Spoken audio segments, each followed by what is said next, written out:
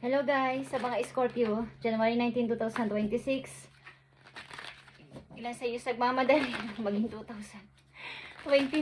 Okay. Okay.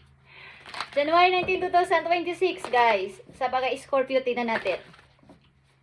Mukhang may mga plano kayo o may mga hinihintay kayo. After nito is, mayroon kayong makukuha sa 2029. Okay, just saying. Okay, Scorpio, tingnan natin ang inyong message today. Kumusta na kayo guys? Titingnan natin ang inyong dapat ingatan o dapat inyong malaman. January 19. Scorpio, dapat ninyong malaman o ingatan guys. Okay? Saglit-saglit lang. Mukhang mayroon kayong pinapagawang bahay guys. Sa 2029, ang ilan sa inyo is makakalipat na. Finally. Okay. Maaaring 2 years from now is kayo ay lilipat sa napakagandang bahay guys. Okay. Titignan natin ang message dito po you. Kasalukuyan ninyong sitwasyon. At tingnan muna natin ang inyong pag-ibig, Scorpio. Sa mga Scorpio na bibigyan ng message today, January 19, 2026, tingnan natin. Ilan sa inyo is may balak na o nagpapagawa na ng bahay o mag-i-start na magpagawa ng bahay at maaaring ang inyong estimate ay 2029, makakalipat na kayo. Okay. Sa inyong pag-ibig, tingnan natin. Pay attention to the signs, guys. Ano mang signs ito na inyong matutuklasan is the synchronicities you have been noticing are coincidences. Okay, Scorpio. Lahat ito ay totoo. Kaya nyo to na nakikita mga signs na to sa inyong partner is ito ay hindi coincidence. Ito ay pinapaalam sa inyo na ito ang dapat mong malaman, Scorpio, sa inyo kapartner. Okay, pay attention to the signs na inyong mararaman, mararamdaman o kakabahan kayo. Sapagkat kayo ay may goal na iniisip na gawin. Gusto din ninyong ang inyong kapartner ay makasama ninyo habang buhay. Okay, makasama sa isang bahay at mamuhay ng tahimik, masaya. Tingnan natin tong pay attention to the signs, Scorpio, para sa inyo. Okay guys, maaaring may mga away sa paligid. May mga away sa inyong relasyon.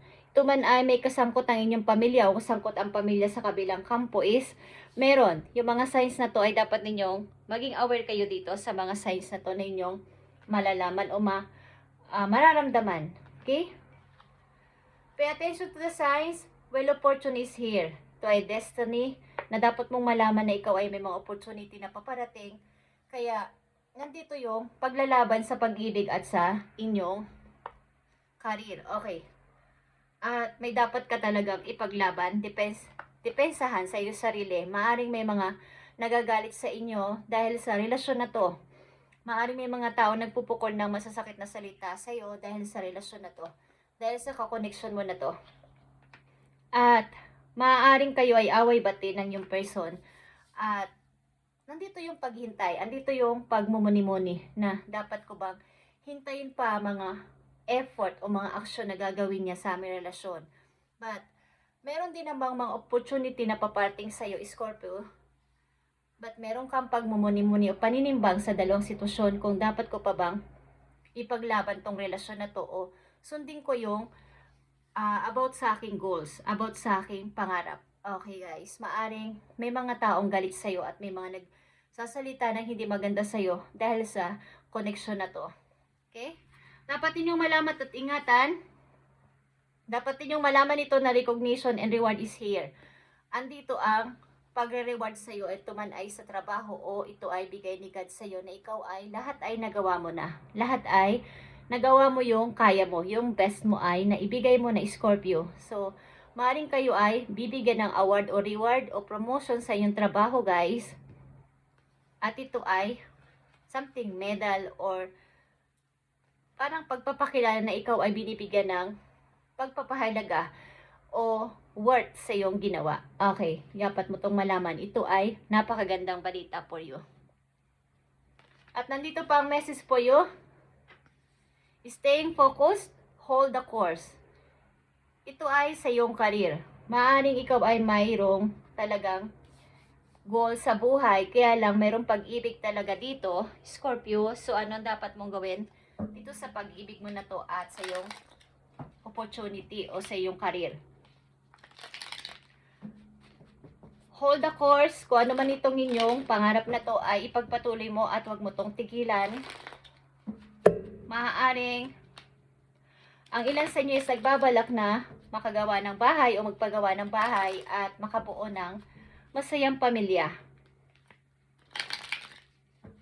Maaaring may big opportunity na paparating, guys. Kaya lang, andito yung may karelasyon nga kayo o meron kayong hinihintay pang mga konting pagpapahalaga galing sa tao na to. May offer ang ilang tao sa'yo, but hindi mo pinapansin sapagkat hinihintay mo ang more effort pa galing sa taong mahal mo. May offer ang ibang tao para sa'yo, you can't see. Hindi mo nakikita ang offer na to sapagkat nakapokus ka dun sa ngayon. Okay. Tingnan natin pa message po you, Scorpio.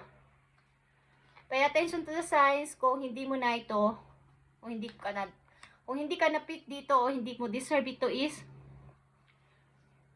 nakikita nyo ba ang inyong kahihinatnan, guys, sa pagiging, ilan sa inyo ay pipiling maging single o dapat nyong isipin ang inyong future talaga is, magkakaroon pa kayo ng mga maraming manliligaw kung kayo ay babae. Guys, may mga tao o may mga tao sa paligid nyo na gusto magpapansin sa inyo at alupin kayo ng date or makasama kayo.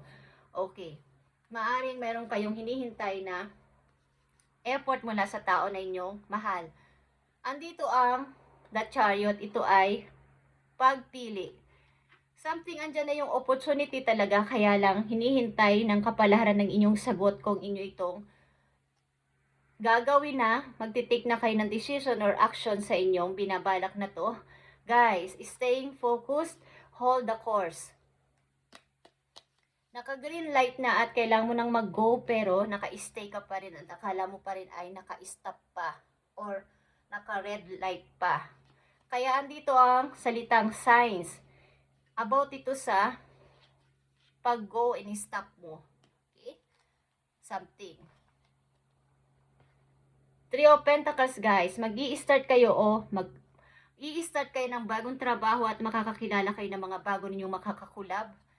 May mga taong laging interesado sa'yo, okay? Lalo na kung kayo babae. Marami nagpapapansin sa'yo, Scorpio. But sad to say, meron ka talagang pinipili sa puso mo na isang tao na hinihintay mo pa din. Okay. Hinihintay ng puso mo. At may mga tao sa iyong balak na lumapit o magpapansin, andyan yung paghihintay. Waiting ka. Okay. Stay focused and pay attention to the signs na iyong makikita. Paulit-ulit itong sign na to na ibibigay sa'yo ng kapalaran sapagkat nakatakda ka talagang bigyan ng magandang kinabukasan. Bigad. Kaya lang, andyan yung pag-stop mo.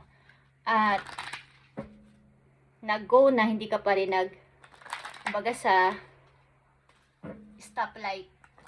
Nag-go na, naka-stop ka pa rin, so naiwanan ka na ng mga taong tumatawid. Or,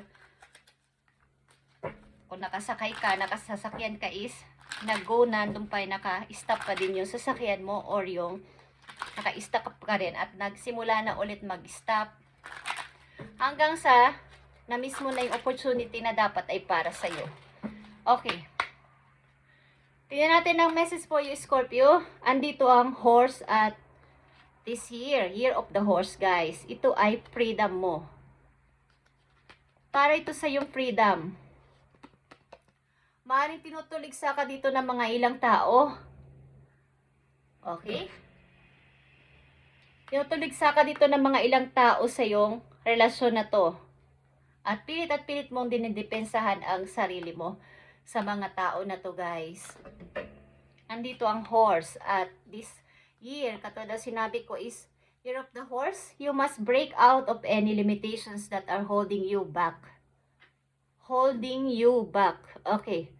Nasasayang ang oras mo sa paghihintay at paghihintay sa tao na to, ng effort, ng action niya, patungo sa'yo, at napapag-iwan ng kakatulad ng sinabi ko, na magbibigay sa'yo ng magandang opportunity. May mga taong lumalapit sa'yo pero hindi mo pinapansin. Whether they are self-imposed or put on you by other people or society. Break free and run faster towards your dreams. Okay. Huwag ka nang mag-stop. Naka-green light na. Break free and run faster towards your dreams. Pag dumadating kasi ang magandang opportunity sa ilang mga Scorpio ay, nandyan yun, dumadating din ang magandang agos ng relasyon. Kaya lang, nung na-miss mo na yung opportunity mo, andito din yung time na nagkakaroon kayo ng hindi pagkakaunawaan ng yung partner. At nandito yung pagka-disappoint.